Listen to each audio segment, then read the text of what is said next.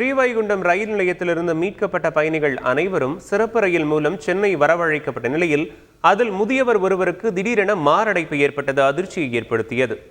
சென்னை நோக்கி வந்த திருச்செந்தூர் எக்ஸ்பிரஸ் ரயில் தென் மாவட்டங்களில் பெய்த கனமழையால் தூத்துக்குடி மாவட்டம் ஸ்ரீவைகுண்டம் ரயில் நிலையத்தில் சிக்கிக் கொண்டது. இதில் 500க்கும் மேற்பட்ட பயணிகள் 2 நாட்களாக சிக்கி தவித்த நிலையில் பயணிகள் அனைவரையும் பாதுகாப்பாக மீட்ட மீட்பு குழுவினர் அவர்களை சிறப்பு ரயில் மூலமாக சென்னைக்கு அனுப்பி வைத்தனர். இந்த சிறப்பு ரயிலில் வந்து கொண்டிருந்த சென்னை வானகரத்தைச் சேர்ந்த முத்தையா என்ற முதியவருக்கு செங்கல்பட்டு ரயில் நிலையத்தில் வைத்து திடீரென மாரடைப்பு ஏற்பட்டது பெரும் அதிர்ச்சியை ஏற்படுத்தியது. உடனே ரயில்வே அதிகாரிகளுக்கு தகவல் தெரிவிக்கப்பட்டு மருத்துவர் வரவழைக்கப்பட்ட நிலையில் முதியவருக்கு முதலுதவி சிகிச்சை அளிக்கப்பட்டது.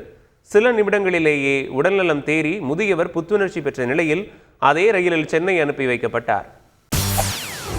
செய்திகளை உடனுக்குடன் தெரிந்து கொள்ள உடனே சப்ஸ்கிரைப் பண்ணுங்க.